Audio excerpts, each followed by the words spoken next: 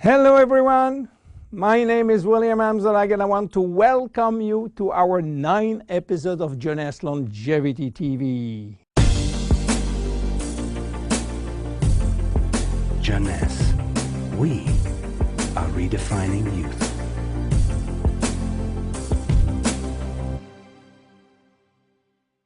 Obesity, or should I say globesity. Today, obesity is a worldwide epidemic disease. There is an outrageous eruption of a worldwide obesity even in the countries where not so long ago famine was the #1 health issue. The fatness of the world is changing rapidly, and this is very disturbing because it's going out of proportion and nobody can get any control of this new epidemic. Many children become obese and then become obese adults. The diseases associated with obesity, such as heart disease, cancer, and especially diabetes, will explode. That will mean a lot of sick people all over the world. The cost in terms of death, diseases, and money spending is just astronomical.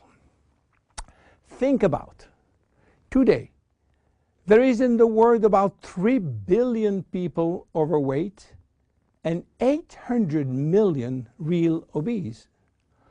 The cost of obesity in the United States is about 150 billion per year, which is 10% of the total US medical cost. So what is the difference between overweight and obese? Overweight means that you gain only few kilos above standard, from 1 to 15 kilos for adults. Above this threshold, you're considered as obese.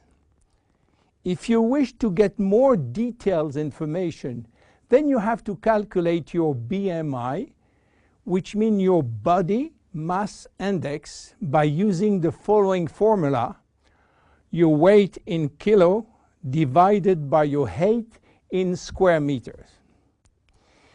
If your BMI shows score under 18.5 per square meter, it means that you need to gain weight. You are underweight. If it is between 18.5 and 25, you are in normal standard. Between 25 and 30, you are overweight, and above 30, you are qualified for obesity. Note that BMI is a standard tool which do not apply in extremes like very tall people or very small people, and also should be adapted to children. Why people become obese? It is very simple in theory, but become more complicated when we reach fat metabolism. We are gaining weight or fat when we eat more than we spend in terms of calorie, or when we spend less than we eat in terms of calorie. So how do we get energy? The body will get energy only from the food, knowing that 1 gram of carbohydrate will release 4 calories, same for proteins, but 1 gram of fat will release 9 calories. So all depend on how much you eat and what kind of food you eat. If the food is rich in fat or in protein or in sugars. Now, how do we spend energy? There are 3 ways to spend energy. The first one is what we call basal metabolism, which is the necessary energy required to get our body working and all our million of chemical reaction working and working properly. This requires approximately 1 calorie per kilo and per hour. So if you weigh 60 kilo, you will spend in 24 hours 60 multiplied by 24 equal 1,440 calories per day. And this is good news because you have no control on that. The second spending is the necessary energy to fight against heat or cold. And these depend on the environment and the way that you are protected against heat or cold. It is called thermogenesis. And again, you have little control on that. The third one is the energy required to move your body, and that is entirely up to you. This is to say that physical activity is the only controllable way to spend energy. We will see later that this very simple way of gaining or losing weight is influenced by many, many other factors, and especially the control of fat metabolism by a sophisticated group of hormones. So why such epidemic? To understand, we have to go back 20,000 years ago. As surprising that it can be, our genes have not changed for the last 20,000 years. At this time, life for humans was quite difficult. In fact, life was based on food availability, and food was really available only during spring and summer. The rest of the time, no food, almost famine. Our genes has to adapt and to work in accordance with this alternance of abundance and famine, and they create a kind of energy storage. The fat cell was born. This cell has the capacity to store all kinds of energy derived from fat, from carbohydrates, and even proteins. It can increase 50-fold its size and retain energy in the form of triglycerides. Because of uncertainty of food availability, our genes were oriented toward the saving mode, which means that every time we eat, all the energy coming from the food was oriented in the storage facility. What happened 20,000 years later? Our genes are still oriented towards saving mode, but there is no more famine. On the contrary, the new society offers an extreme abundance of food rich in calories, and that all over the year. And guess what happened? Everything is going first in storage. And once in storage, it is very difficult to get out.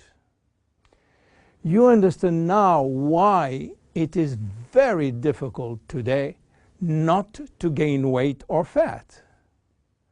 But there is another factor. 20,000 years ago, in order to bring food at home, men were hunting, fishing, or climbing trees to get fruits. And that was a huge energy spending mode. Today, with a new technology created for lifting heavy items or escalator or elevator, we reduce drastically our energy spending. You understand now why it is so easy to gain weight or fat. What are the consequences of obesity in terms of health and longevity? To make a long story short, it is a disaster. Being and staying obese will lead to a long list of chronic diseases, including cardiovascular disease, diabetes, cancer, metabolic syndrome, and consequently a drastic shortening of life. That will not account for the uncomfortable physical, emotional, and mental consequences of being heavy for ourselves and for our relationship. In terms of aging, obesity is shortening telomeres, increasing DNA damage, and reducing stem cell pool. So what to do for reducing obesity? Obviously, it is quite difficult considering the worldwide effort of the medical community with so small results. Health authorities are repeatedly organizing campaigns to inform people about the consequences of eating too much sugar or fat or the lack of exercise. But the food industry until now do not help, and still putting on the market food rich in bad sugar and bad fat. The first step is to be convinced that improving your lifestyle, which means improving your nutrition, your physical activity, managing your stress and your emotion, in order to stop impulsive eating, will be a very good action to preserve your life and your longevity. The second step will be to use specific food supplements to help managing your fat metabolism and rebuild the muscles that you lose when lacking exercise.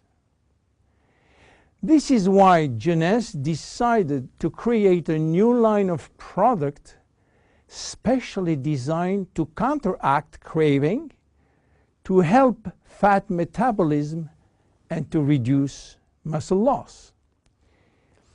Be with us in our next episode dedicated to the Zen Body line. My name is William Amzalag, and I will see you on our next episode. Thank you.